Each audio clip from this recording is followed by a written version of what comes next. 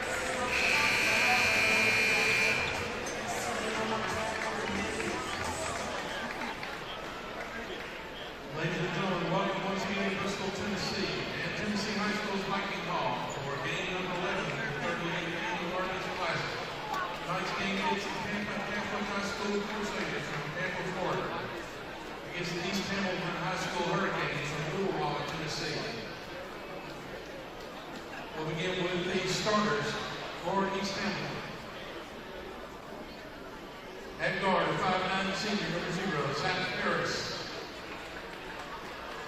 At forward, the 6'10" senior, number 5, Cade Pendleton.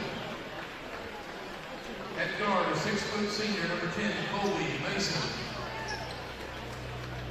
At guard, a 5'10" sophomore, number 11, Ashton Munson. And at forward, a 6'7" junior, number 35, Zachariah Labou. The Hurricanes are led by head coach Andy Webb, assisted by Ricky Taylor, Tyler Lowry, Jordan Hall. And now for their first appearance in the tournament, the Tampa Catholic Crusaders begin with their reserve players. Number 0, Christian Cole. Number 4, Alex Mahia. Number 11, Caleb Gatewood. Number 12, Tyler Barnes. Number 13, Jackson Roberts. Number 14, Donnie Lewis. And number 24, Jordan Spicer. Your starting lineup for Tampa Catholic. At guard, a 6'3" junior, number 1, Edwin Bronson. At guard, a 5'11" freshman, number 2, Isaiah Campbell Finch.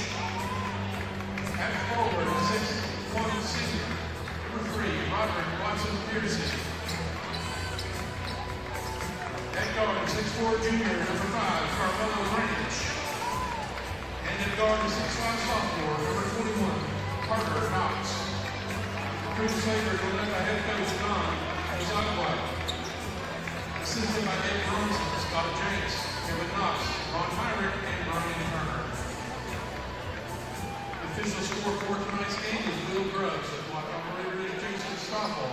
Your game officials are John Peters, Adam Buckles, and DJ Swatzel.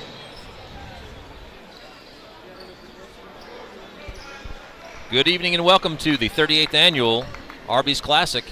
We have a nice matchup here at our 8:30 and final game of the evening between the Tampa Catholic Crusaders and the East Hamilton Hurricanes. East Hamilton, close victory yesterday, leading into this matchup against Tampa Catholic. Two pretty lanky athletic teams here, I believe. Should be a good one. Tampa Catholic controls the tip. First time in 2 games we actually had a tip, right? Yeah. Pretty exciting stuff.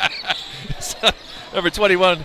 I guess everybody stayed away from the rim on that these warm-ups. Learned a lesson.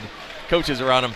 So, number 21, Carter Knox, missed the initial shot, got the offensive board, took it in strong, got himself an and one there. Opportunity for the old-fashioned three-point play here on this first possession. Shot is up, left a little bit short. Rebound there by number 35. Zachariah Labo. So into the front court here for East Hamilton. Udawa. Little errant pass there. Turnover. Speaking of Knox, Knox is one of the more highly rated players in the entire sophomore class in the country. Rated as high as number 13, I believe, in the ESPN Top 100. So he'll be one to watch this evening for sure. Ball's in his hands currently. Motion offense here for Tampa Catholic. Nice move into the lane. Lost it on the way up, number 5. It's Carmelo Branch. He's going to find himself at the free throw line. Carmelo with a K. Carmelo with a K. Yeah. And 2 L's on top of that. So all right. That's a little play on that. Yeah. 2 free throws for him. First one's up and good. Again, East Hamilton out of Udawa, Tennessee, so they're the local team, if you will, for this evening's matchup, the Chattanooga area. Certainly more local. More local than Tampa, Florida, for sure. Number 5, Cade Pendleton with the rebound there. I guess if Tabernacle had won yesterday, then they would have been then Tampa Catholic would have been the more local. Yeah. Freeport, Bahamas, and Tampa. I don't know. I'm not sure. As the crow flies, which one's closer?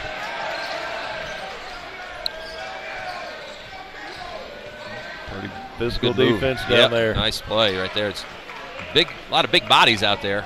It's a good physical defense there for sure. Nice pass in there to Knox. Oh my goodness! Mercy. Almost tore the rim down. It went off the back of the iron, however. It's because he didn't get to do them in warm-ups. That's it. That's got to be what it is. Right? Coming back to the direction again. Up again to him. I think we got an offensive foul first. Yep. Good action right there, up and down. Knox really took off on that one, but lost it just a little bit on the throwdown attempt. Hit the back iron. So pressure up here by Tampa Catholic, and got a nice steal there by number 3, Roderick Watson Percy, and he puts up 2 points here. 5-0 lead in the early going. Down low, Labo could not get that one to go. Tampa pushing the pace, and up and scoring there is Edrin Bronson.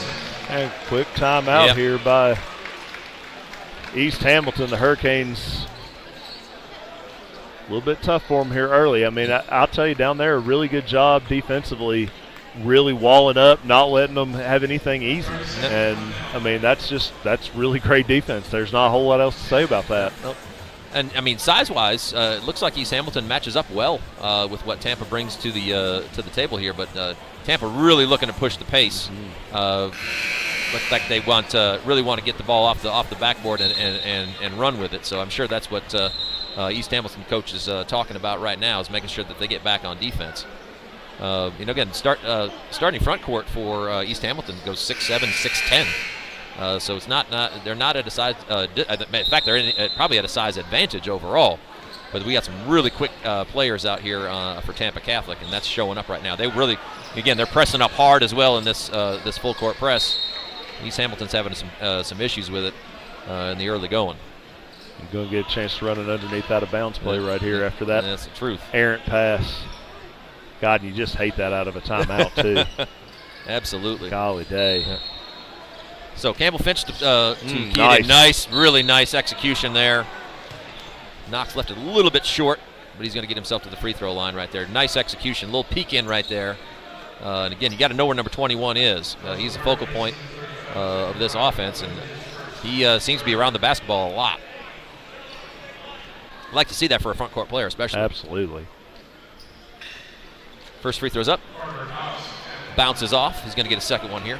7-0 here in the first 2 minutes of this final game. Nightcap, if you will, of the second night of the Arby's Classic. Second one's up and good. Tampa Catholic, the last team to make their debut tonight. That's right. Tournament. That's correct. Everybody else has played at least one ball game now. So it's a long three from Cade Pendleton. Off the rim, no good, and there's Knox again. And he's going to bring it in the front court on top of that. Pretty good handle. So, yeah, absolutely. Oh, good hands there.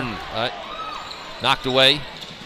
And, oh, my goodness, out of nowhere. Heck of a chase down block right there. Out of nowhere, Knox comes from behind. Swat that shot from Ashton Munson. Yeah, I think Munson thought he was going to get a goaltend right there. I thought Munson was going to. I thought he was going to cruise in for an easy 2 right there, and Knox said, "Not really, not happening." I really didn't think they'd be able to catch him, but boy, oh boy, it's a heck of a play. Sure did. Yep. Inlet pass is on the floor. Got to scramble for it. Looks like East Hamilton's going to run it down. Well, now you see why the number 13 in the sophomore class right there. That's not a fluke. Long, athletic kid. Still looks like he's probably got some room to fill out yet, but man, he's pretty darn tough. Pretty darn tough for being probably 16 years old. Nice run down the middle. Oh my goodness. Number 3, Roderick Watson Percy, really got up on that one. Surprised me even a little bit. Athletic fellow, yeah. Pushing the lead out to 10 points. Pendleton down low is going to get one. Turn and slam right there for Cade Pendleton, number 5. First points of the game for East Hamilton. Right back, though, is Knox. He lines one up and knocks it down. So, again, that really seems to be the way that Tampa wants to play. Get the ball out of the rim, get it out or off the backboard, and really push the pace. I mean, that was one pass and a shot, but it was a step-in 3 right there off that break. It's really very similar to what we saw yesterday with Dorman. Dorman looked to push the pace very similarly, and the thing that really impressed me, and I was telling our team about it today, was the way that they change ends. I mean, it's just almost instantaneous, and that's what you're seeing here with Catholic as well. Well, that's coaching too. I mean, they've got to be coached that direction. Guys are not going to do that just naturally. But if you're taught to run your lanes well, no matter where you are on the floor, then that transition from defense to offense seems kind of seamless. 100%. Right? And we're definitely seeing that with this bunch. So might be interesting if those two groups end up seeing each other down the road. That'd be a fast ball game. be a fun game to call, that's for sure. Definitely be some up and down, but I don't know that you'd be able to get anybody's name out. It'd just be like, here they go, here they go, here they go. It's kind of like Tennessee's PA announcer this year. That's it. They didn't even try to call it out. It's just like first down. Number 14, Donnie Morris in the game for Tampa Catholic, as well as number 0, Christian Cole. Sub for East Hamilton as well. Nick Long is in the ball game. Yeah, aforementioned Long tries to take Knox off the dribble, does so successfully, picking up a foul on the sophomore. And I think if you're East Hamilton here, you just got to kind of weather the storm. Yeah, you absolutely. know? And, of course, you can't, like we've talked about with the other teams, you can't fall too far behind because they're not going to quit trying to score. No. You know, but if you can weather this storm early and just hang around, some good things are going to happen for you. Agreed, yeah.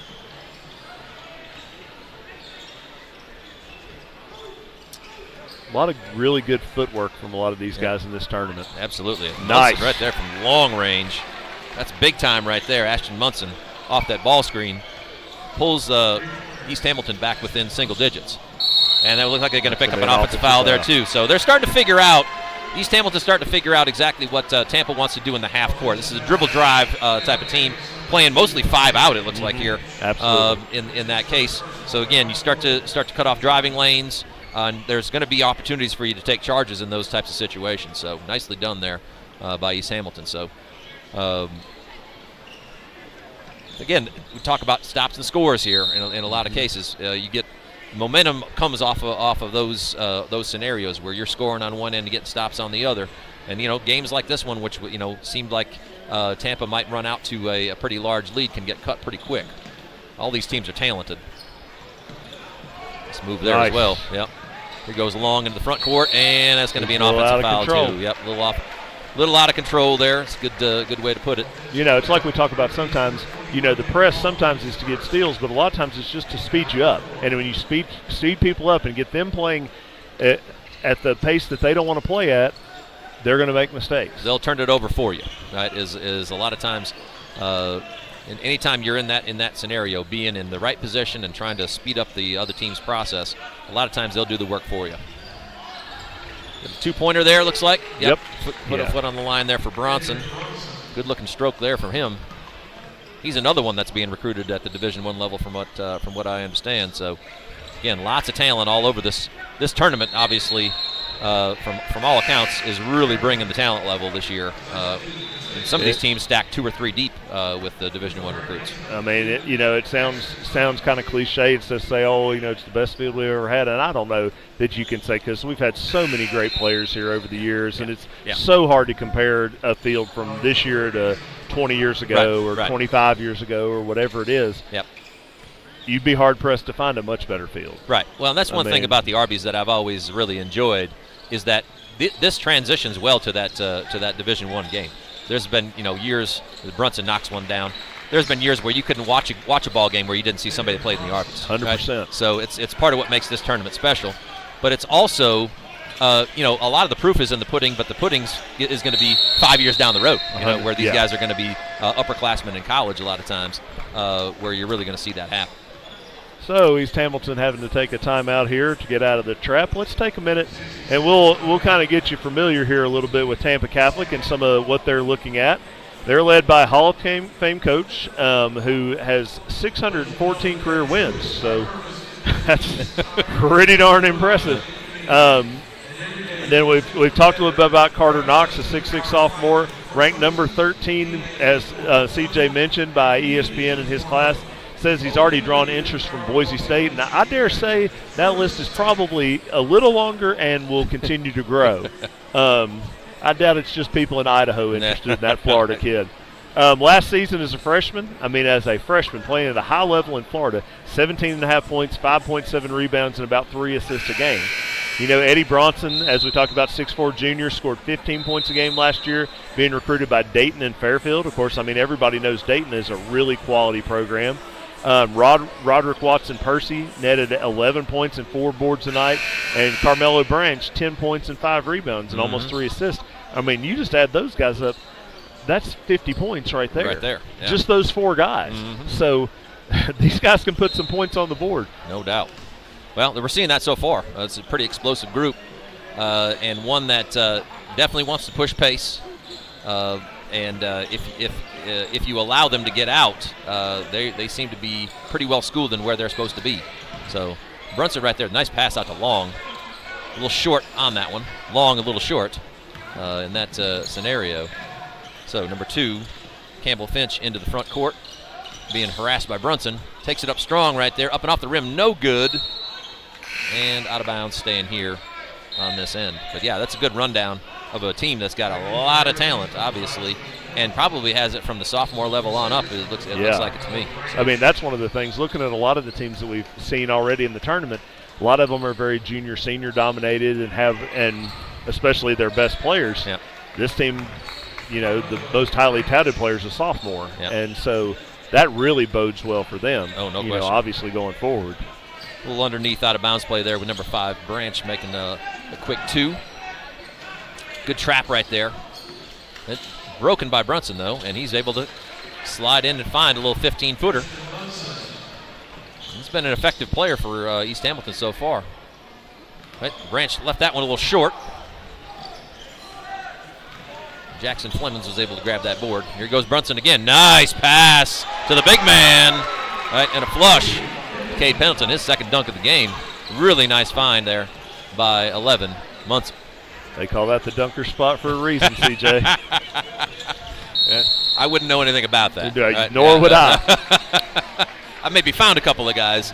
On my best day, I could get it to them. I could probably do it over there at Fairmount right now where they've got those goals set up for the elementary school kids, but no. Not in real life. I prefer to be outside that 20-foot mark right there. You get an extra point out there anyway. That is a true story. Paid for some of my college and the ability to do that. So, anyway, that's good stuff, though. All right, taking up strong right there. Going to go number 14. Donnie Morris is going to end up at the free throw line here. Good interior pass, getting the big man to the free throw line for 2. 19-9. So again, it feels like Tampa Catholic has been a step or two ahead in this process. But again, this game is still easily within striking distance, and East Hamilton's starting to find their feet a little bit on the offensive end. Running their offense through Munson seems to be the best. What they've done best so far. He's a pretty good creator, so I'd expect we're going to see a couple more opportunities there. So second one up, no good. Board there by Long. The aforementioned Munson with the ball into the half court. 5-out offense here. Now Long kind of dips down into the post. Kind of running along the baseline right there. Yep. Seen a lot of that 5-out. A lot of these teams are pretty perimeter oriented. It's really the way the game is going. Positionless basketball, yes. And there's Munson again working that top of key area. Some fancy dribbling right there. Got himself just enough space to get that shot off, and he buried it. He has been their offense so far. Nice move there. Nice. Really good dribble really weave. Good dribble weave, but could not finish. Of course, 6'10" Pendleton had something to say about that. Again, I've seen a lot of that too. A lot of these teams love that top of the key. Oh my goodness! Mercy. Yeah, putting him on skates right there, and gets it to go. Bucket. That gets a rise out of this Viking Hall crowd. Yep. Still a pretty darn good crowd here.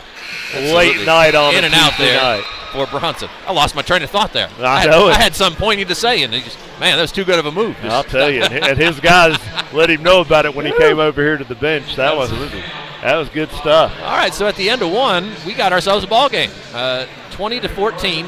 Tampa, who was ahead by double digits for most of that first quarter, now finds themselves in a two-possession ball game, mostly due to the work of Ashton Munson there in the second half of that second quarter. He was dynamite in that case.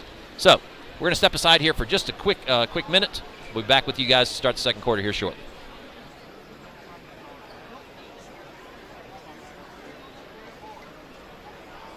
Ladies and gentlemen, Appalachian Orthopedics is proud to be the official orthopedic provider of the Arby's Classic. Appalachian Orthopedics providers know that injuries occur when you least expect them and require prompt diagnosis and treatment. That is why they offer their orthopedic urgent care walk-in clinic at the Bristol, Midway, Johnson City, and Kingsport locations, saving patients up to 60% Welcome back to Viking Hall. 38th annual Arby's Classic here this evening. The final game of the evening between East Hamilton and Tampa Catholic. Competitive first quarter. Tampa Catholic leading out for most of that quarter in double figures fashion, but now nice little run there by East Hamilton to finish the quarter, and it's going to be their ball coming out. I think they finished on like a 10-3 run. I'm pretty sure it was 17-4. Yeah, it was somewhere in that range. So nice run by those guys to be able to get themselves right back in the thick of things here.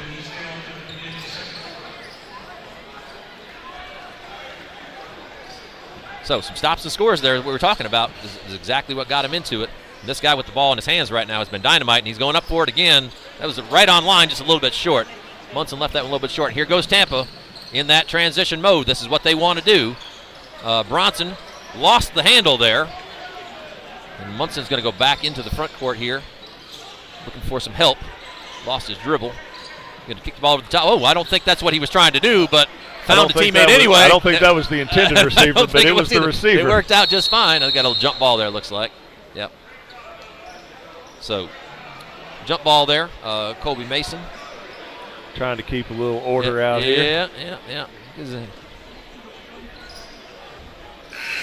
Again, saw that exactly how Tampa wants to play right there. Off of that rebound, man, they had three guys hitting the lanes and had an opportunity there for a layup, just couldn't quite convert. That is where they've been at their most effective so far tonight. Man-to-man action here in the half court. Bronson with the ball, a little ball screen there. He's going to pull up for it and knock it down. Good look at it. Edrin Bronson. Looks like he's a pretty effective player right there in that two-man game. Knocks down a three there to extend the lead to 9. Nice step through there. Taking it up strong, and one right there with Campbell Finch taking it up high. Bronson trying to challenge him there. Campbell Finch was able to score over the top. He's going to head to the free throw line for one. That's one of those things. Tell kids all the time, try not to pick up those dribbles in the corner. You know, if you get into a corner there, it's really, really tough. Another way, I was talking to my guys a lot of times about that, and you know, I find myself in that position once or twice as a player. You're just like, there's a reason why that area's open. There's a reason why it's open. That's where they want you to go. That is a fact. So there's a reason they're letting you get there, because it ain't because you're super quick. You're playing right into their hands right there, that's for sure. All right, scramble on the rebound. Looks like it's going to be out of bounds heading towards East Hamilton in this case. Yep, Tampa's coming out a little diamond here. 1-2-2. Yeah, that's kind of what they started in. They played a little different, though. They chased with the two wing guys a little bit more. They leave the yes, I see what you're saying. Yeah, they didn't that time. That time they did more like you see, like Scientil used to do with their diamond in one press. But, you know, the first time when they threw it in, basically both of the wing guys chased when they threw it long, and they tried to trap out of it that way, which is a little bit different. That is a little different, but it also leaves your ball hawk there in a position where they can stop that reversal pass. Yeah, and if you think about it too, that's a long way for the guy on the ball to go. Sure. And so if your guy can beat him to the spot, this guy who's the wing can really get there. Yeah. And I think that's pretty unique. I might have to steal that at some point. And from just a logistical perspective, if that ball goes up to the free throw line extended or just below, then there's not really any reason for your ball hawk to go after it. Yeah. He's just going to be cut off the reversal pass. It's actually shorter for your two guys. It's smart. I think that I hadn't really seen that before either. But that's I like that. Now they've switched. Now they're in more of a 2-2-1. Actually, it looks like they are still in that 2-2-1. Yeah. Oh, nice pick right there. Really quick hands there by Campbell Finch. He's been giving these guards fits out here, especially this quarter. Staying low to the ground, too. Really like that. Yep. Inviting that trap. Good. Yep. Well, long pass. Good job by that back guy that time. And that's Knox. Great anticipation on the back end. He saw it really happening before it even happened. Moved himself into that passing lane. Was able to cause a turnover. So, again, now we're back to a 13-point lead. Tampa Catholic's kind of reasserting themselves here at the beginning of the second quarter. And, of course, it's starting with their defense. It is. Starting with that press. I mean, you know, and that's the thing. When you're a really good pressing team, when you can really get into it and really bother people, you can turn a close game into a really not close game in no time. There's Carmelo with the K right there with the long-range three. pushing this lead out to 16 points. And a little danger time here for East Hamilton. Yeah, I was thinking the same thing. Even this early, it's a little danger time there for you go. them. And in the passing here they lane. go again. We're going to get a little showtime right here. Yep. Bronson with It took a little off of that Yeah, one. you'd maybe saving that for the next round right here. Yeah, he said. We're saving that for Thursday night when we do the old duck contest. Nice play there by Bronson. Again, another Division I level recruit that we're seeing roll through. Really talented groups, and they're as these guys get more comfortable in this tournament, you're going to see more and more of that stuff come out. And it's just like anything else. When these guys see this level of talent that they're going up against, and these guys all read each other's press clippings, they do. Absolutely. Right? When they come into a tournament of this magnitude, they're all finding out who these guys that they're going to go up against happen to be, where they're getting, who's recruiting them, how they ranked in certain aspects as well. Of course, you still have the team elements that are going on here too, but these guys all they're all on Instagram. Absolutely. Come on now. In the internet age, they're all checking each other out. You know how that happens to be in terms of how things all stack up. So I think that's a natural part of the process, but it's also why people come out and fill the stands here. That's what we want to see. So I mean, you're getting to see really, really high-level talent right here. And, I mean, I'll just tell you, and, I mean, we've talked about it a little bit already. The next couple days have a chance to be super fun. Absolutely. Especially those afternoon and evening sessions, just super fun because you're going to have good matchup after good matchup. Yeah. I mean, the morning sessions will be good matchups. They'll be close games, probably a lot of pretty evenly matched teams. And then as we go in, later in the day, like you watch a team like this, if they end up matched up with Amarillo, for example. Yep. I mean, what a contrast in styles and what fun that could be. Yeah, I mean, it's size and discipline and execution versus get out and play above the rim. And that's part of the reason why people want to come watch these ball games. There's Munson again. He's been super aggressive offensively, and it seems like East Hamilton needs him to be. He's been their best creator so far, but that's just how this goes. I mean, part of what makes this tournament special and makes it even maybe a little bit different than what we've seen is the fact that this tournament's been around almost 40 years now. First of all, and second of all, it's always been a draw for really high-level teams and really high-level Division I recruits.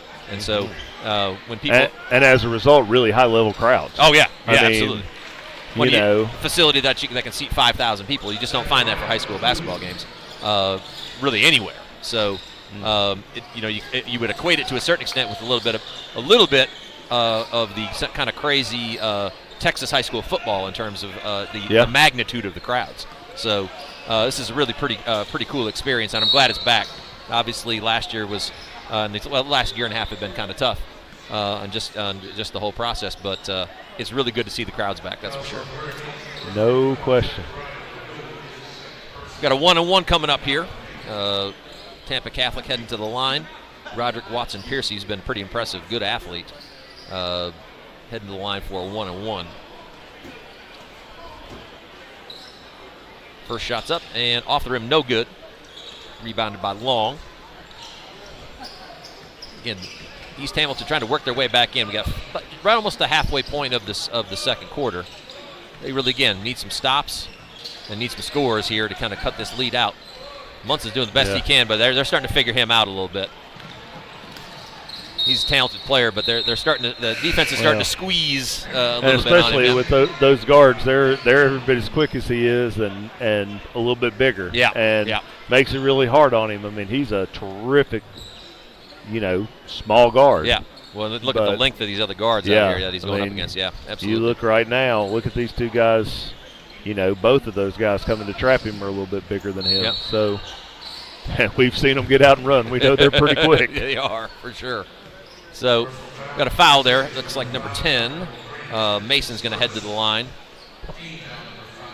15 foul on Tampa Catholic.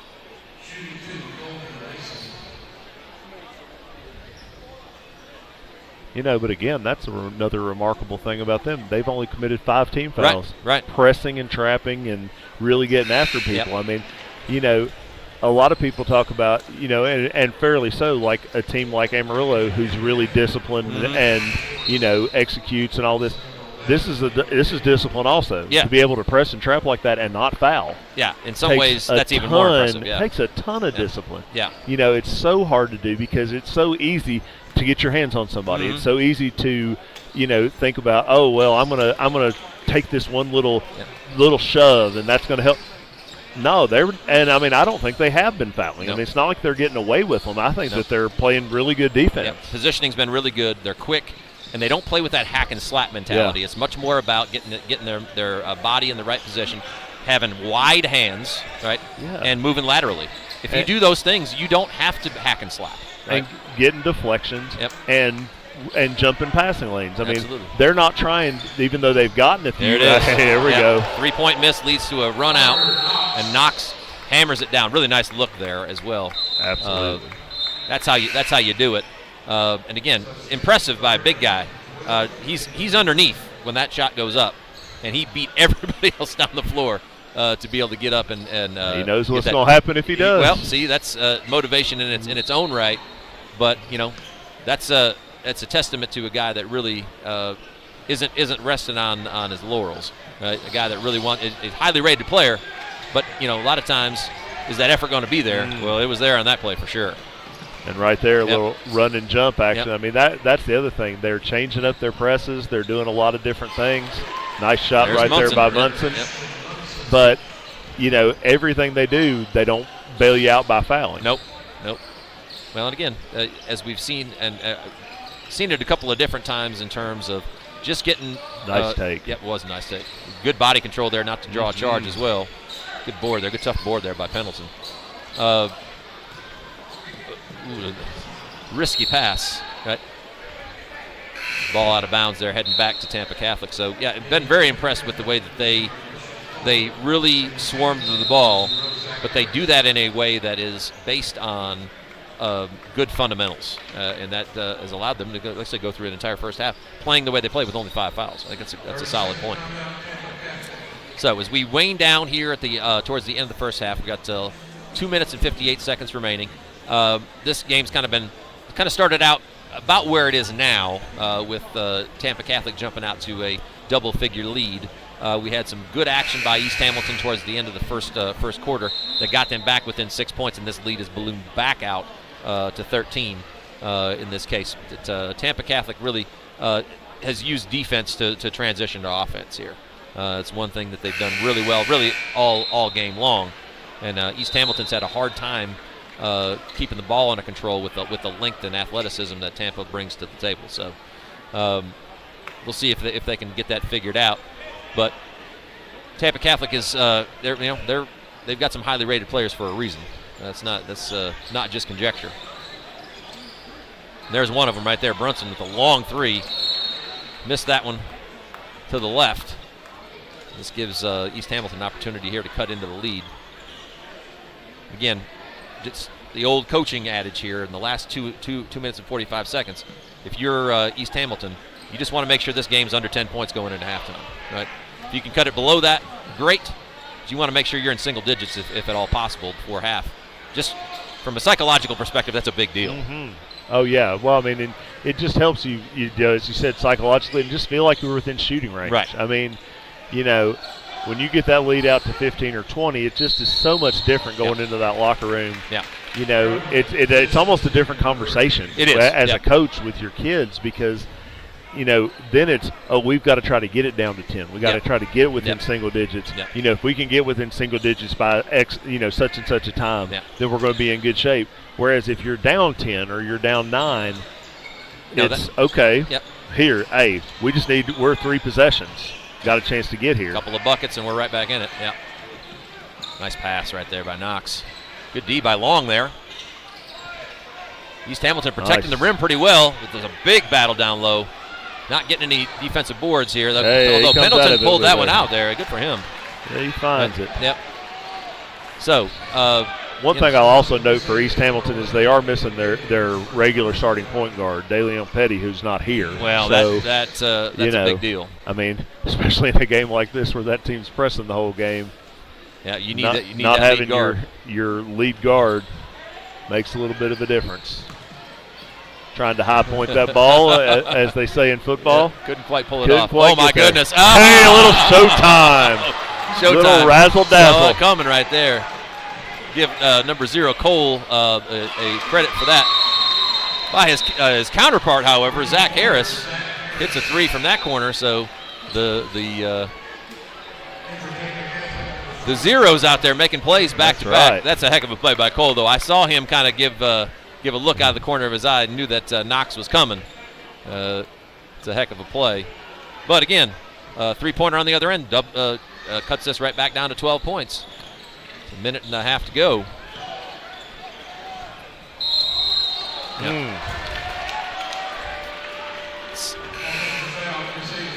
Second one of those, I believe, that's been called.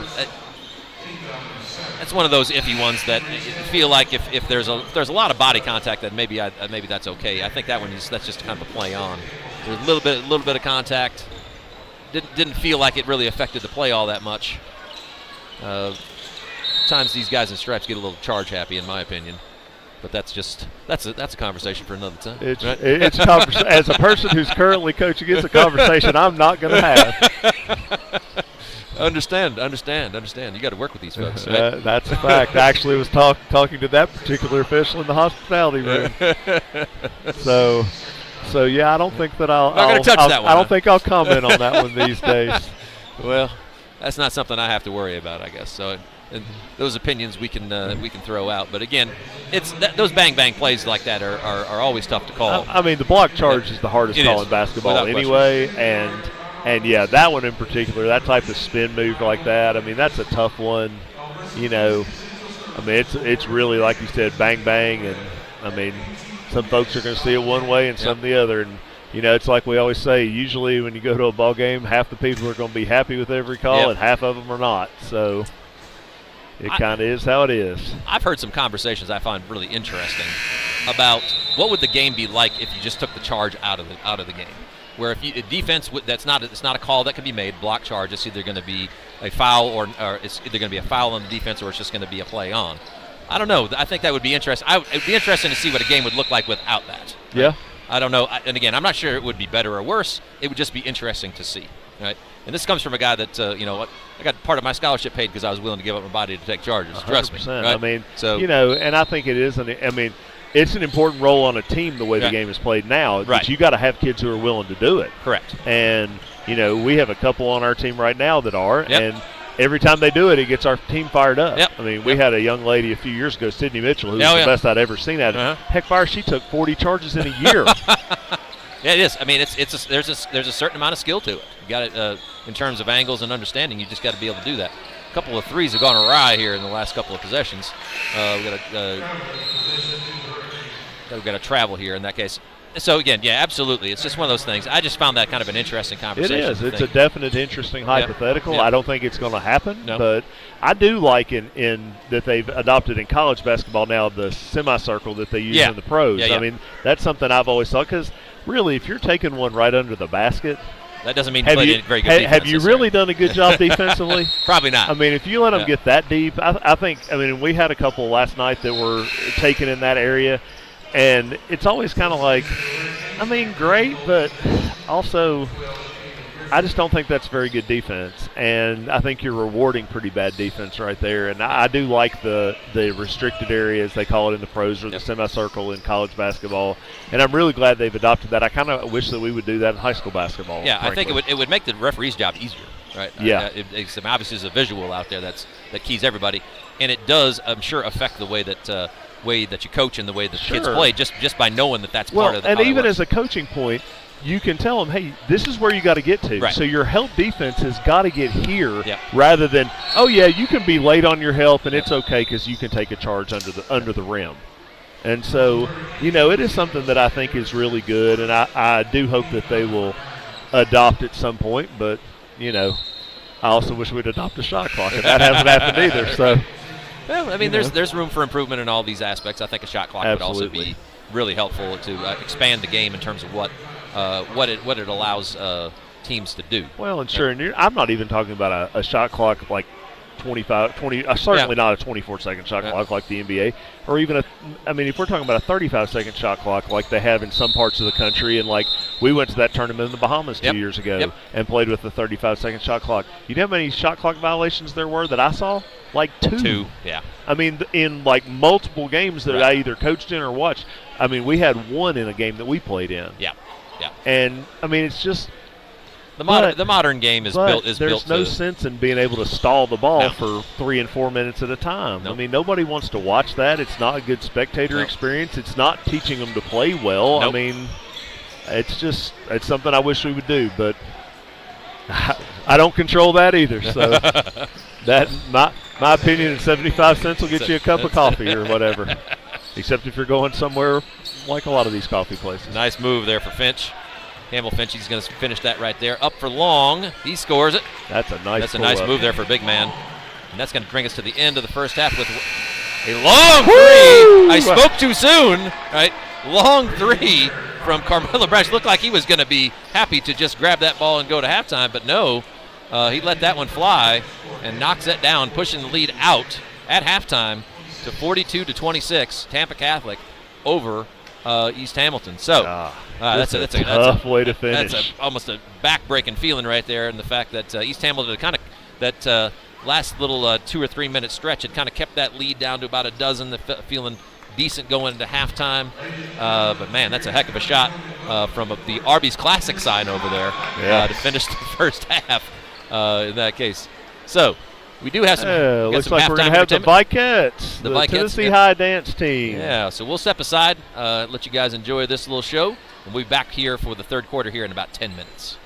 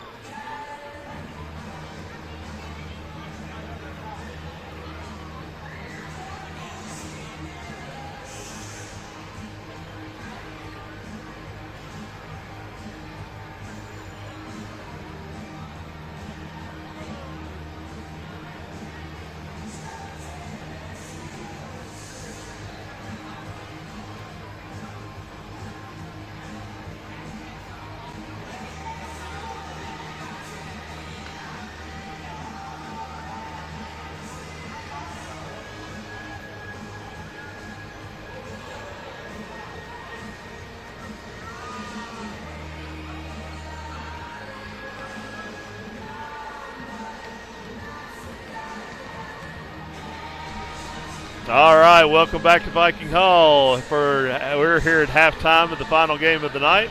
Coach Charlie Tiller, C.J. Manahan, our producer Colin Moore.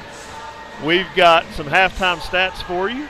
Thus far, Tampa Catholic on the first half shot 17 for 32 from the field. That's right over 50%, about 56 or so.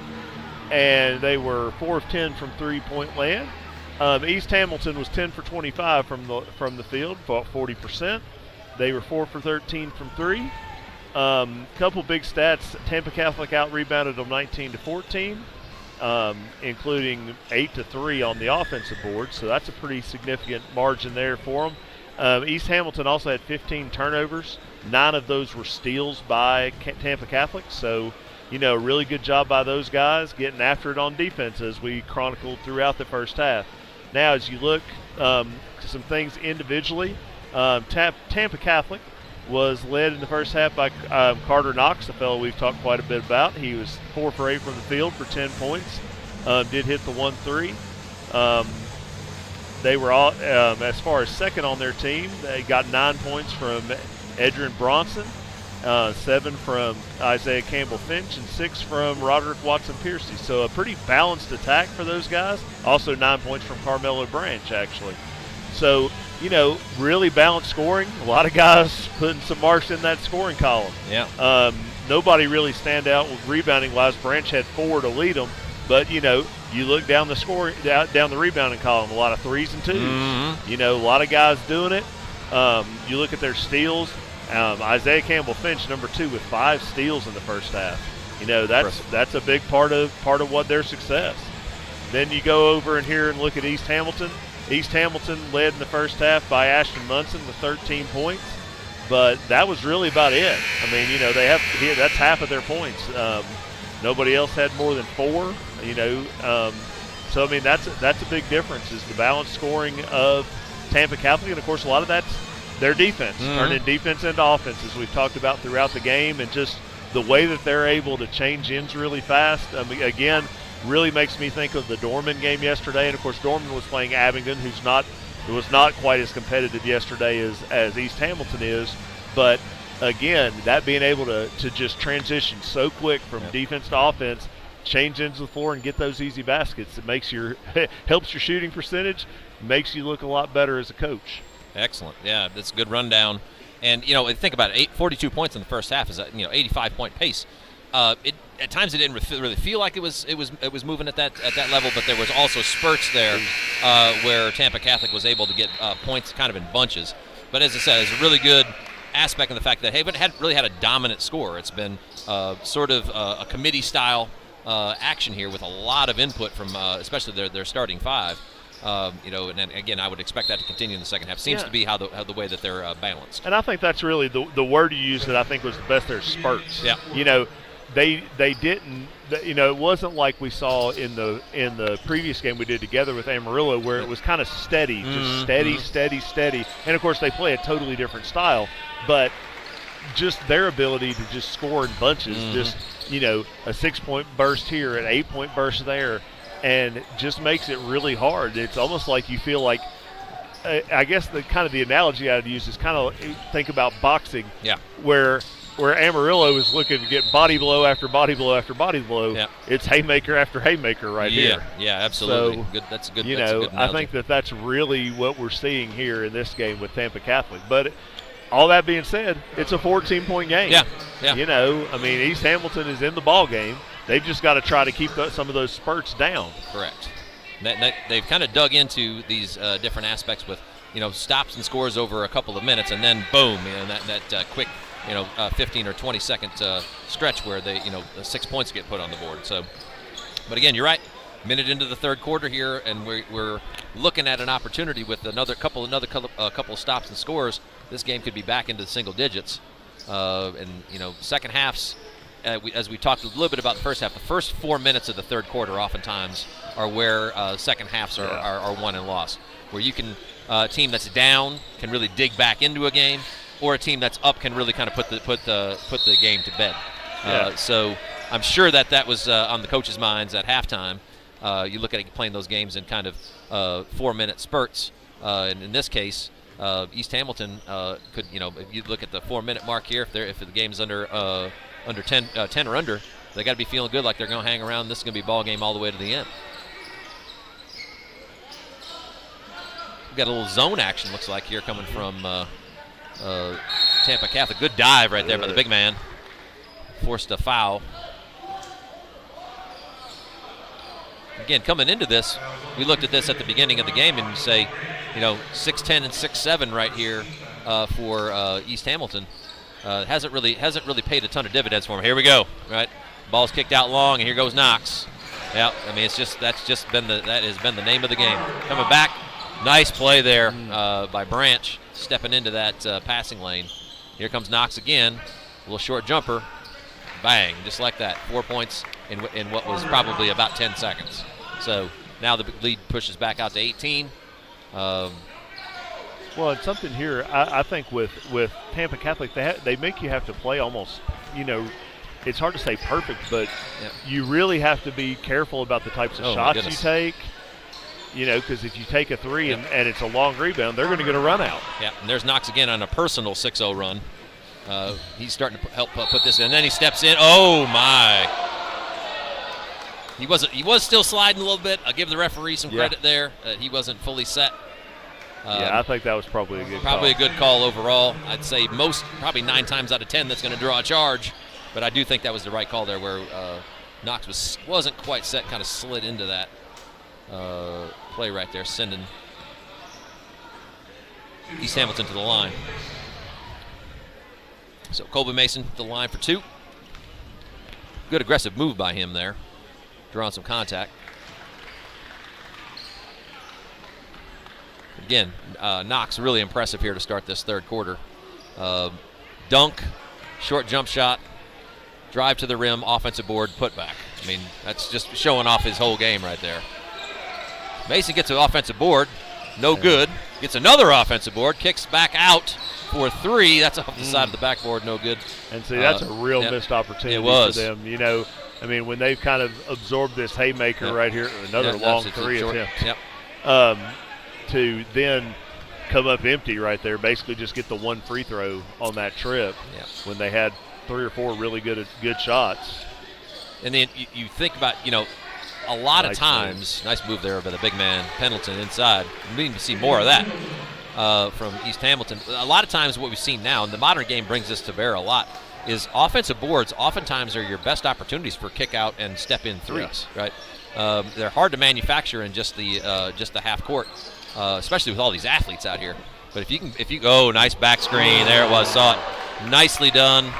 That's an old classic play against the 2-3 zone there, though. Screen the bottom 2 guys, but found Knox there. It was a nice find from the wing, and the big man went up and got it. That's gonna be a violation. Yep. Well set up play though. You saw how many ball swings they put in before that play actually happened. So they kind of lulled East Hamilton to sleep. And then put that little back screen in, and Knox went up high to hammer it down. So, but yeah, I mean, when you think about half-court stuff, a lot of threes are generated off of offensive rebounds. Yeah. And, again, missed opportunity there for East Hamilton. Could have pulled that lead back to under 15. There's Pendleton in the short corner. Big man dribbles out and picked off. Yep, there's another steal. Just baited him. Yep, for Campbell Finch, and I think that's probably his 6th or 7th steal at this point.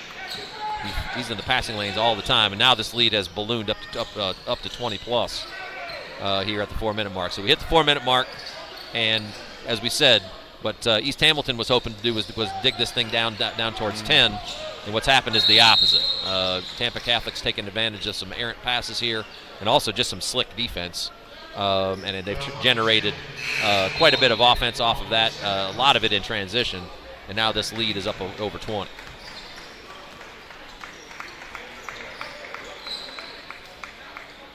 Some substitutions in for both sides here. 0 Christian Cole is in, along with number 14, Donnie Morris.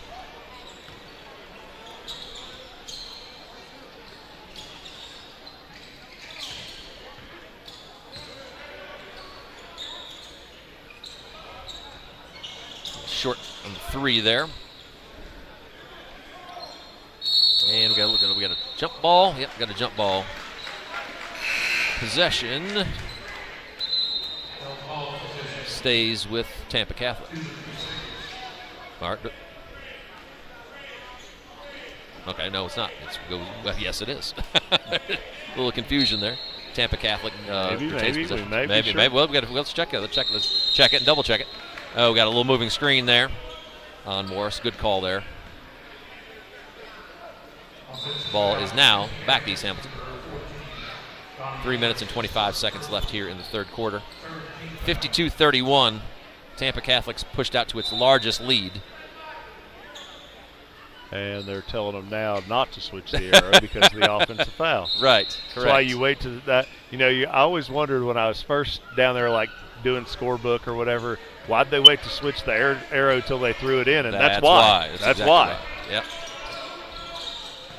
99% of the time it's not going to apply, but in cases where it does, that's exactly right. Inside, the big man. He also didn't realize how open he was. He was wide open. He turned and scored. He could have dropped that dunk right there.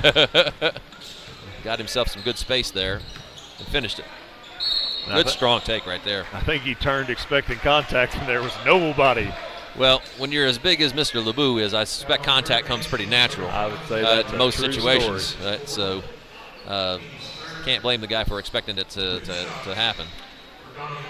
Donnie Morris, nice take there. It's going to get him to the free throw line here for 2.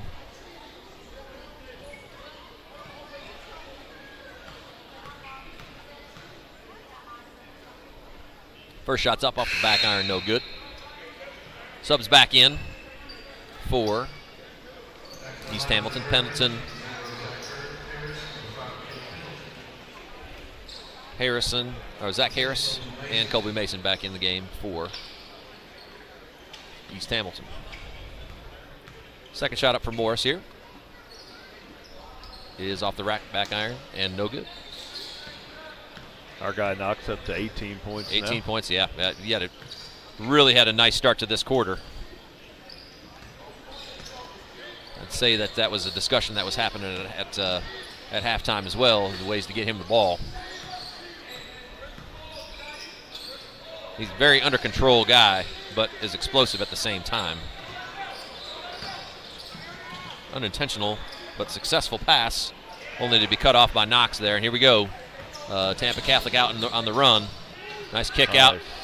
There's off the rim, no good. Offensive board, nice move there. Oh, we got a little hook, little chicken wing there. Little clear out there. Yeah, pretty good call there by the ref.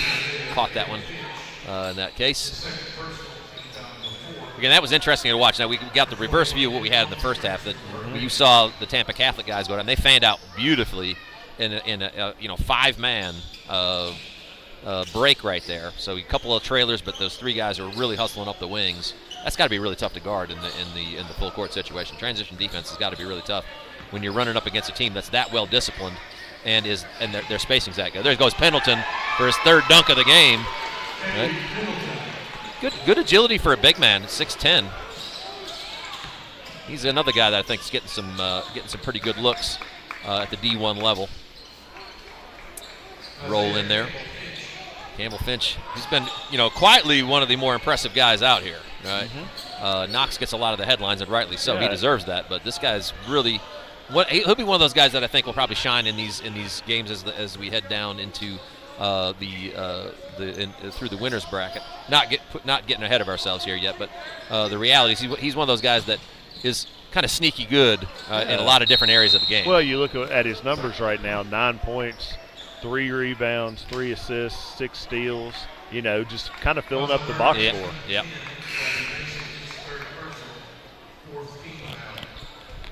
Every successful team kind of needs one of those guys that does a little bit of everything. Yeah, I mean, the 6 steals is a lot, yeah, but the others are just kind of a little bit of everything. Yep. And you're right. That's something that you need on every team, is that kind of Swiss Army knife guy who fills a bunch of roles. Yep. He defends really well. He plays without fouling. He's got active hands. He's obviously quick. He's just one of those guys that has a little bit of everything going for him. Another big in the game here. That's number 13, Jackson Roberts, 6'9". His first appearance. This evening. There he goes. Kid. He's just a sophomore, so he's got quite a bit of room to grow yet. Tampa Catholic roster is pretty deep overall. And again, only one senior. Is that what I'm seeing here?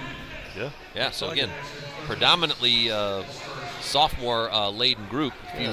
Sophomore, junior team, really. Yep. So they got a lot of room to grow with this bunch. That's going to be a foul. Yep. Somebody's holding there. Yep. Foul on Long. Yep. Could have gone either way, honestly. Yeah, I really wasn't sure. I thought that we might get an offensive foul right there, but because our guy we were just talking about, Mr. Roberts, he was clearing them out pretty good. He's like, Coach said to use my body, and he was. That's it. You can't teach him to be big. That is a true statement. So under a minute to play here in the third. Nice move, inside out, nice pass right there. Campbell Finch kind of, again, doing a little bit of everything. Long three by Branch, no good.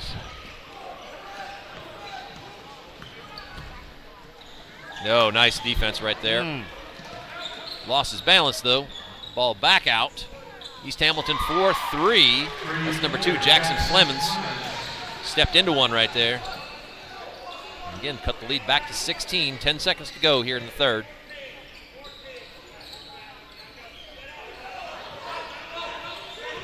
Three seconds. Nice step back dribble.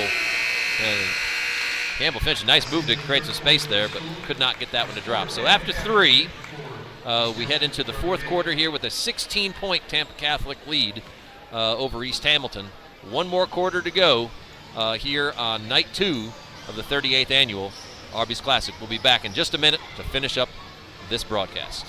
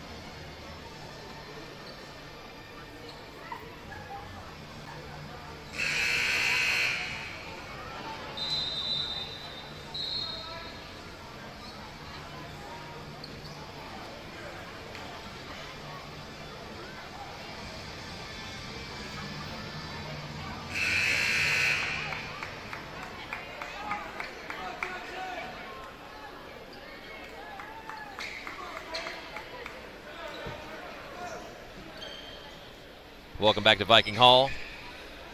Last quarter of the last game of night 2, Tampa Catholic with a 16-point lead, 54-38 over East Hamilton. Catholic has the ball to start the quarter. Been an impressive show for them, and they really came out well in that third and played excellent ball.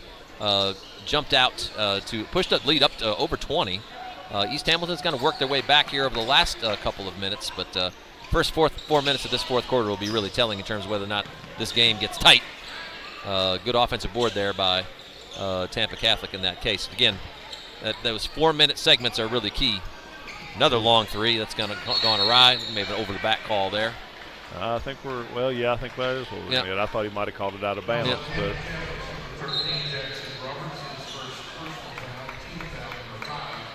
15 fouls, 6 fouls on Hamilton, so we're getting close to the bonus here as we head into the final stage. Yeah, and East Hamilton kind of hanging around. Yeah. This game is quite a ways from over, especially if they get a couple more buckets here. Things might start getting tight for the Crusaders.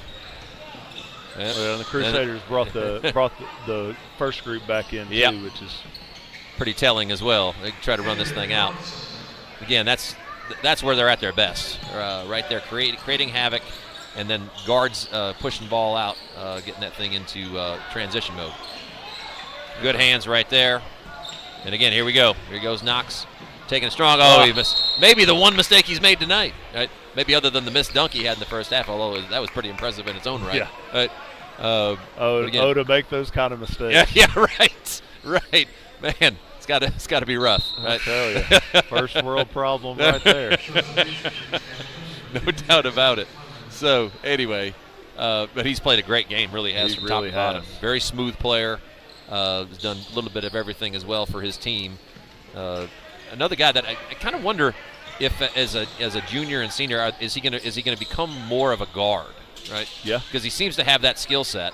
Right now he's playing more of a front court role, but that may be just what his team needs him to do. But he seems to. We saw him bring the ball up the floor at least once in the first half, and it looks like he's got a real smooth handle as well. So, and again, he may not even have been growing yet. He's probably only 15 or 16 years old. Yeah. So he's another one of those guys to keep an eye on. That's one of those things too. I mean, 18 points, 4 rebounds. Yep. 4 assists, 3 steals. I mean, doing a little bit of everything. Kind of like we talked about. I misspoke on the assist. Yep. My graphic changed right there. So, yep. But 4 rebounds and 3 steals to go with his 18 points. Nice move there by Munson to finish. Watson Piercy got a 3-point play on the other end just a moment ago as well. I think he'll definitely see more than Boise State. Yeah. I mean, nothing against the Broncos. No. It's a quality program, right? But again, those early offers tend to come in, and again, much of that's done on the AAU circuit. I know at these points now, and oh my goodness, mercy! Oh mercy! That's one of the more impressive plays, if not the most impressive play I've seen this evening. Nice little step through, and he with authority went down there, but also with relative ease as well. I mean, it really didn't even look that like he really expended a lot of energy doing it, just hammered it. Yeah, but that last little hop step and just crushed that one in that case. So again, looking forward to seeing a guy like him grow into his body. Because right now, I mean, he's still fairly slight, but and again, that stuff develops as they get to year 17 and 18 a lot of times. But man, what an athlete, and a guy that just seems to play really well within himself. I haven't seen him really force anything. He hasn't really had to. He's really let it all come to him, and taking the opportunities where they are, but not done anything out of their offense or anything where you feel like, oh, he's just trying to take over. He's just – they've run some stuff for him, but at the same time, he hasn't he's been involved in just about every aspect of the game, but it doesn't feel like he's had to go be in any situation where he just had to go take control of anything. Now, that may change. If you get deeper into this tournament, does he have that ability, I guess will be a question, and I'm sure that would be one of those things. Tomorrow night he may have to. He may have to, exactly. Correct. I mean, playing Long Island Lutheran. That ought to be a heck of a ball assuming that this score holds. Yeah. I mean, that's nothing against East Hamilton, but that's a whole other then you're talking about one of the top 5 teams in the country. Yeah, and they've got a couple guys that are rated maybe not as high as Knox, but they're in that top 150 all the way around. So you're talking about a group that brings multiple players of that caliber to the table. We got Pierre that's going to Providence, and you've got Johns and only UConn and Wake Forest. Yeah, just UConn and Wake Forest. So you got, you talk about, and I think, and then Reed, who's ranked number 130 in the Rivals top 150. And I think Reed was one of the more impressive players that I saw all evening. Again, another guy that's super smooth, under control.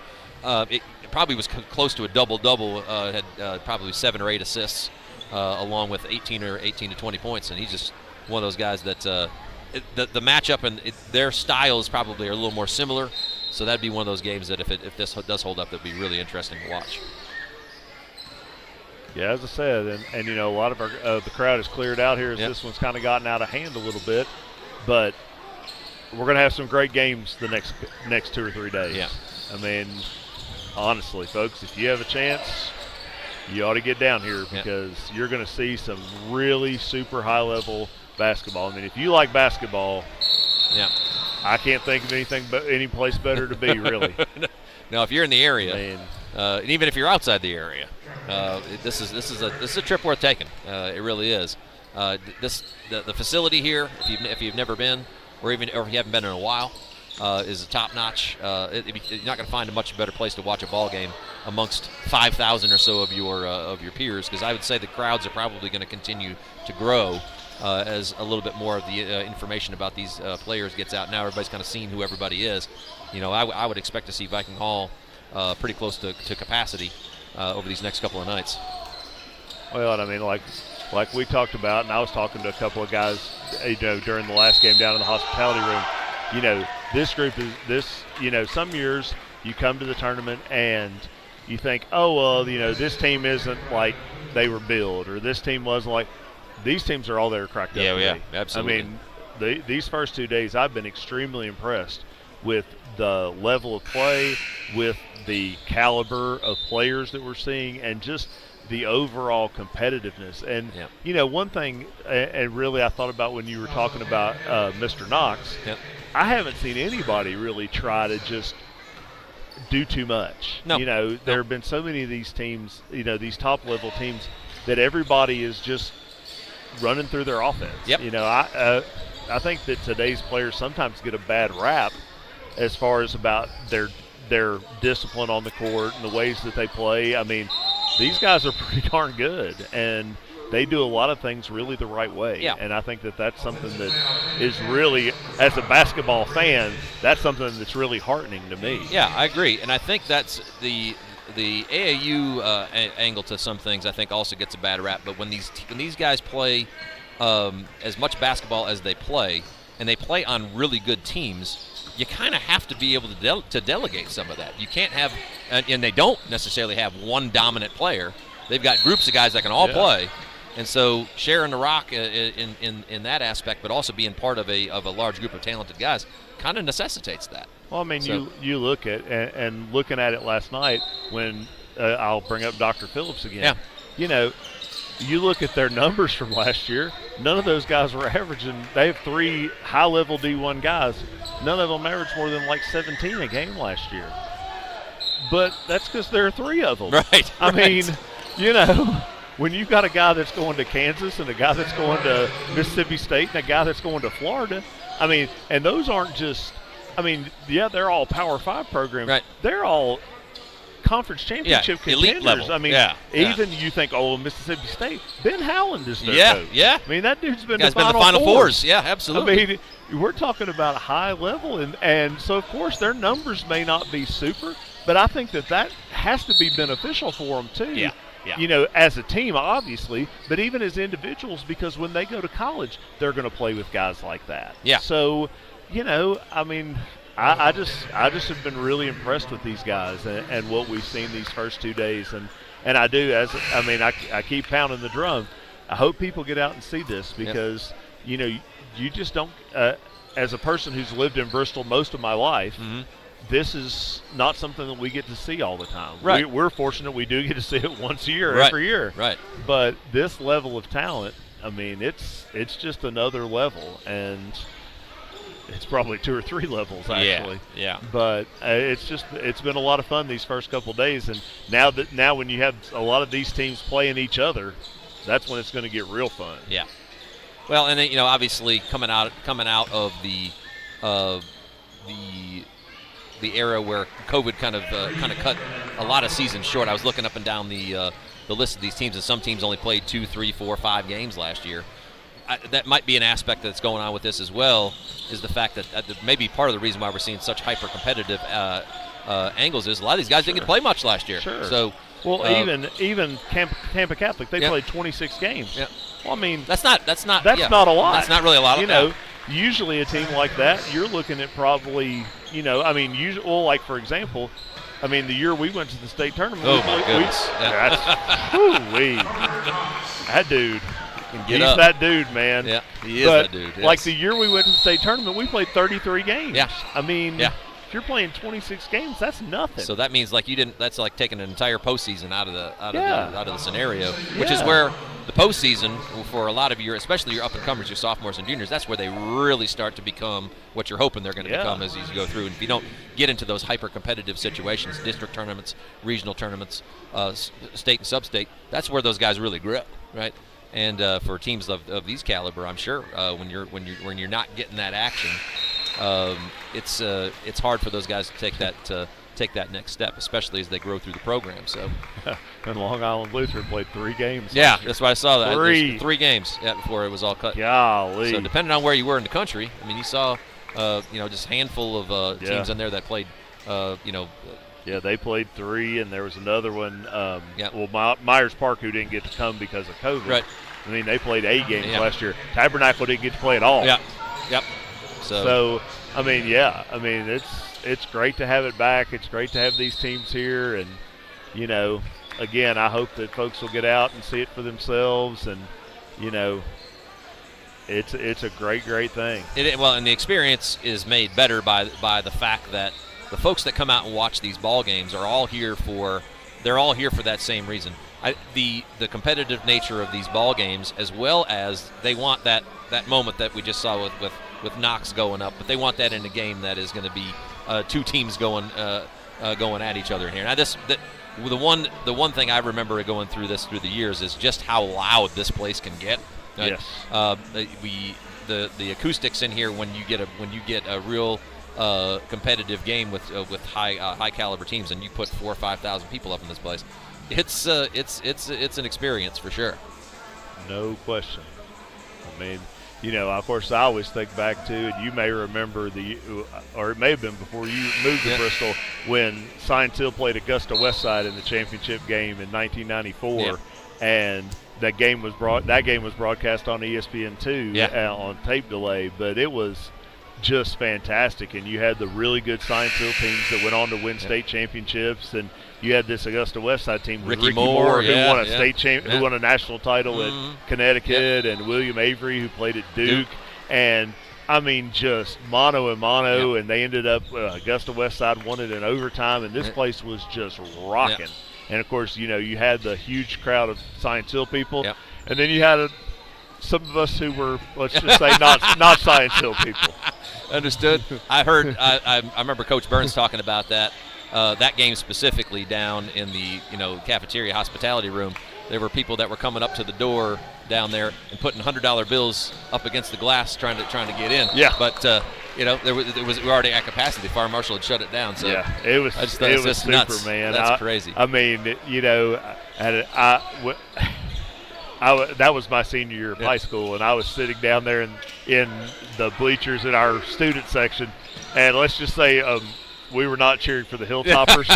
And when that game was over, we may or may not have rushed the court. I can neither confirm nor deny that. There's probably no video evidence of that. Actually, there probably is video evidence of that. But it was a really great time, and you just look back on things like that, and that's what this tournament's about. Yeah. I mean, we've had so many great ones over the years, and this definitely, will be a credit. And you mentioned Coach Burns. Of course, we'd be remiss. And since we got a little time right here, I mean, I know he meant a lot to you. Absolutely. That man meant a ton to me. Yeah. He's helped me so much in my career. But I know that I'm just one of many. Yeah. I mean, listening to people talk about him since he unfortunately passed in September, a person who he would do anything for anybody. Oh, and I know, listening to Norris Bain talk at his memorial service, it was just, he's the man most responsible for what we have here now. Oh, absolutely. And, well, his reach went really far. Right, obviously, we talked about 100%. Norris and the relationship with Tabernacle Baptist in the Bahamas, and obviously he reached out to teams in Italy and Germany and everything else, but also just throughout the country in terms of building the relationships that were this. I remember being in his accounting class, and I don't think he was ever off the phone. No, I had him for 2 years, 2 years for accounting, and then I had him for a year and a half for accounting and a semester for economics. That man was on the phone more than any human I've ever met in my life. It was the same way when I was there. So, I mean, and again, same thing. Personal for me, in the fact that I moved to Bristol in the summer of 1996. It was my sophomore year. Come from a small town in Minnesota.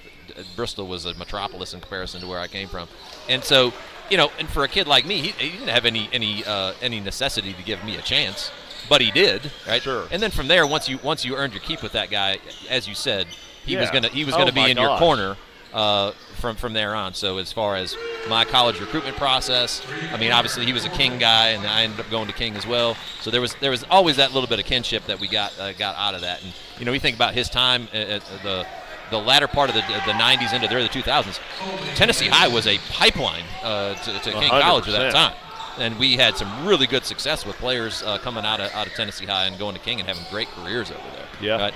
So again, I'm always going to be thankful for the fact that the Dale Burns I ran across Dale Burns in my life, and the fact that he was willing to give me a chance and help me through my process as well, basketball and otherwise. Yeah. So I mean, this tournament doesn't happen without him. 100%. I mean, and I was not a talented player, didn't play really.